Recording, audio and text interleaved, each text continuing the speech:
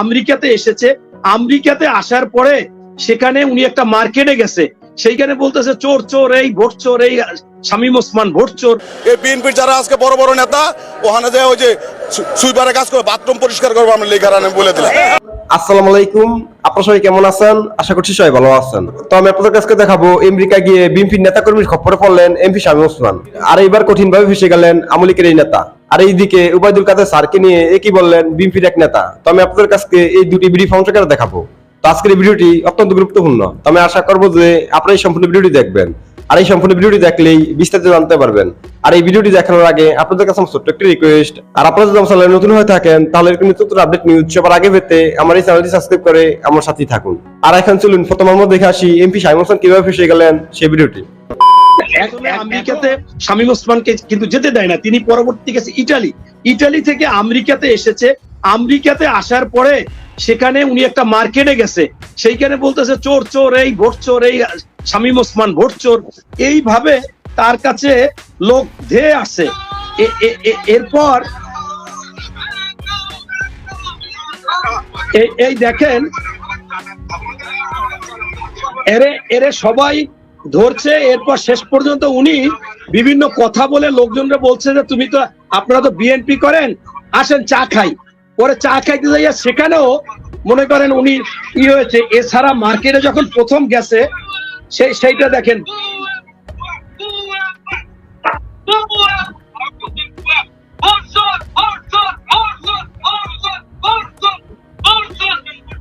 শামীম ওসমান বাইরেই আসবে, আইসা বলবে যে আমার নাম শামীম ওসমান, আপনারা এরকম কেন বলেন।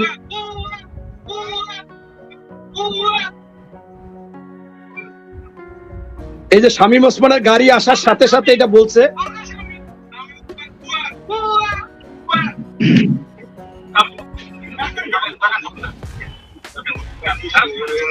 এখন আমার কথাটা হচ্ছে যে এরপরও নির্লজ্জতা, কোনো জায়গায় গিয়েও এরকম হওয়ার পরেও তারা মনে করে যে তারা এত জনপ্রিয় এবং তাদের যে সবাই পছন্দ করে, এটা তারা বলে বেড়াচ্ছে। আসলে যে তাদের কোনো পছন্দ করে না কেউ। হ্যাঁ, এই দেখেন সে বলতো যে আমি শামীম ওসমান, আপনারা কি মনে করছেন আমি আমেরিকায় আসছি, আমারও লোকজন আছে। এখন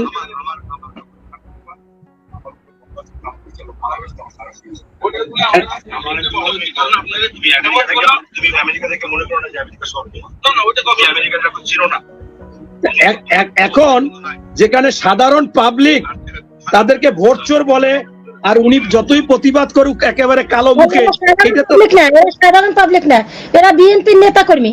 সাধারণ পাবলিক সেটা তো একটা দেশ, সেখানে যদি বিএনপির লোক বেশি থাকে তার মানে আপনি একটা কথা শুনেন, ওই লোকদের কোনো পদ আছে? ওই লোকদের কোনো পদ আছে? আপনি আগে খবর নেন, ওই শামীম ওসমানের কাছে জিজ্ঞাসা করেন ওনারা কোনো পদে আছে কিনা। আপনার আমেরিকায় কে কে পদে আছে আমরা তো জানি যে কে কে পদে আছে। আপনার বিষয়টা হচ্ছে আপনি তো এরকমই বলবেন। আমার কথা হচ্ছে কি যে শুনেন, এরপর আমাদেরকে এই যে আমাদের সিদ্দিক ভাই বলেছে যে আচ্ছা, এখন সিদ্দিক ভাইও অনেক কথা বলেছেন যে কিছু ভালো আমাদের লাগছে, আবার কিছু প্রোগ্রাম করতে দিতে চায়, তারা চায় না যে আপনারা আন্দোলন করবেন না। এটাও কিন্তু খারাপ কথা। আপনার ন্যায় অন্যায় একটা বিষয় আছে, আমরা জানি রাজনীতিতে যে রাজনীতি করবে তার মধ্যে ন্যায়, নীতি, নৈতিকতা, মূল্যবোধ, সততা, কমিটমেন্ট এবং যেটা বলা যায় যে অর্থাৎ আপনারা আমানতকারী, খেয়ানত করবে না, এই কয়টা জিনিস তার মধ্যে থাকতে হবে। আজকে এই আওয়ামী লীগ সরকারের মধ্যে সবগুলো অনুপস্থিত। আপনার হচ্ছে যে উনরা উস্কানি দেয় যে আপনারা আন্দোলন করতে পারে না, এই নামতে পারে না। সি এটা কি? এটা তো মনে করেন যাযাবর, এরা তো মনে করেন সেই মানে হিংস্র মানুষ, সেই আদি মানুষ। আন্দোলন করতে বলে, আঘাত করতে বলে, হরতাল করতে বলে, এইগুলো যদি একটা দলের সেক্রেটারি বলে, এটা তো ভালো কথা না। আমরা যেটা যুক্তিসঙ্গত সেটা তুলে ধরলেই তো তাদের বুঝতে হবে।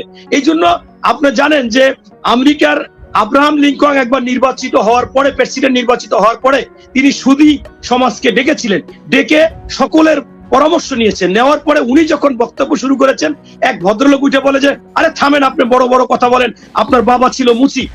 তখন উনি একটু থেমে বলেছিল যে আপনি কথাটা 100% সত্য কথা বলেছেন। আমার বাবা তো মুচি ছিলই, আমিও কিন্তু বেশ কিছুদিন মুচি ছিলাম। আপনি যদি মনে করেন আপনার জুতোটা ভালোভাবে পলিশ করতে হবে, তাহলে আমি কিন্তু করে দিতে পারবো, অফিসে আর পরে আপনি কিন্তু করে নিতে পারেন। মানে এটাই গণতন্ত্র। কাউয়া কাদের আর কোনো ভাষা নাই। সে কাকা ছাড়া, সে তো প্রেস মেকার লাগানো, তার হইলো একটা লাইফ পাইছে। এখন শেখ হাসিনা দেখছে এই মরা লোকের যদি দায়িত্ব না দেয় তাহলে আওয়ামী লীগ মনে করে যে খান খান হয়ে যাবো ভাইঙ্গা। আওয়ামী লীগের বহুত লোক বিএনপির সাথে রাত্রে আতাত করে, কিন্তু তারা আসতে পারতেছে না কেন?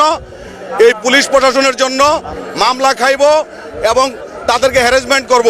আপনি দেখেন বেশি দিন দূরে নাই, আর অল্প কয়েকদিন আওয়ামী লীগের কত লোক বিএনপির মধ্যে আসবে, আমাদের সাথে এসে ধর্ণা আসবে, তখন কাউয়া গাদর ঘর থেকেও বেরোতে পারবো না। আর মেন ব্যাপার হচ্ছে যে তারা এখন আর তাদের কোনো ভাষা নাই। তো তারা জানে যে তারা ক্ষমতায় থাকতেও পারবে না, এবং বিএনপির কথা যে বলে ক্ষমতায় যাওয়ার জন্য আমরা 17 বৎসর এই রাজপথে আছি, আমরা কি ক্ষমতায় যাইতে চাইছি? আমরা চাই এই যে 10 দফা 27 দফার দাবি কিনিয়া দ্রব্যমূল্যের ঊর্ধ্বগতি, গ্যাসের দাম বৃদ্ধি, পানির দাম বৃদ্ধি, চালের দাম বৃদ্ধি, সব কিছু বৃদ্ধি। আমরা জনগণের জন্য কিন্তু আন্দোলন করি। এই খুনি হাসিনার পদত্যাগ চাই আমরা জনগণের জন্য, ক্ষমতার জন্য না। খুনি হাসিনা যদি মনে করে যে বিএনপি ক্ষমতার জন্য এরকম করে, সে ফ্রি অ্যান্ড ফেয়ার একটা ইলেকশন দেখ, দিয়া দেখুক। যদি তাদেরকে জনগণ ভোট দেয় তারা সরকার গঠন করবে, সমস্যা তো নাই। আমরা তো তখন মুখ খুলে বলতে পারবো না যে আমরা এই করছি সেই করছি, আমরা কোনো আন্দোলনও করতে পারবো না।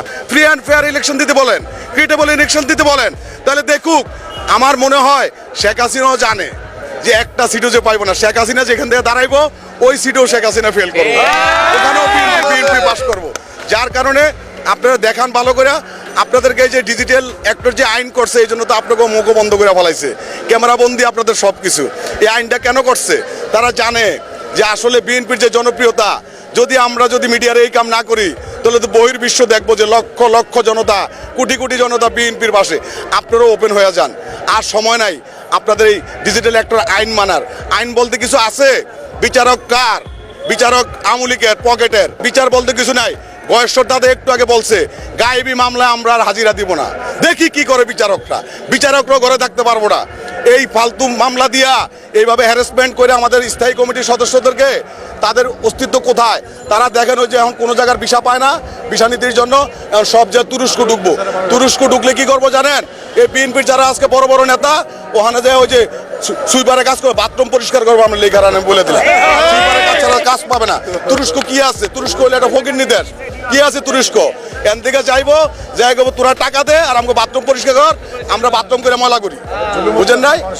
এখন সবচেয়ে বড় ব্যাপার হয়েছে আপনারা সব জানেন, তারপরে আমাদের থেকে শুনতে চান কেন এটা জানি না।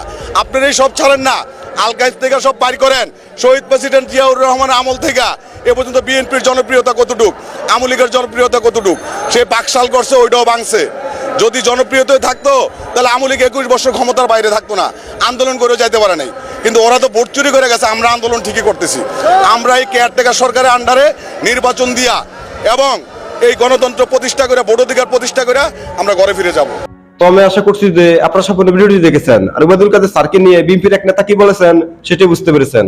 তো আপনাদের যদি এই বিষয়ে কোনো মতামত থাকে আমাকে অবশ্যই কমেন্টে জানাবেন। আর আপনারা যদি আমার চ্যানেলে নতুন হয়ে থাকেন তাহলে আমার এই চ্যানেলটি সাবস্ক্রাইব করে আমার সাথেই থাকুন। তো দেখা হচ্ছে পরবর্তী ভিডিওতে। সেই বন্ধু সবাই ভালো থাকবেন, সুস্থ থাকবেন। আল্লাহ হাফেজ।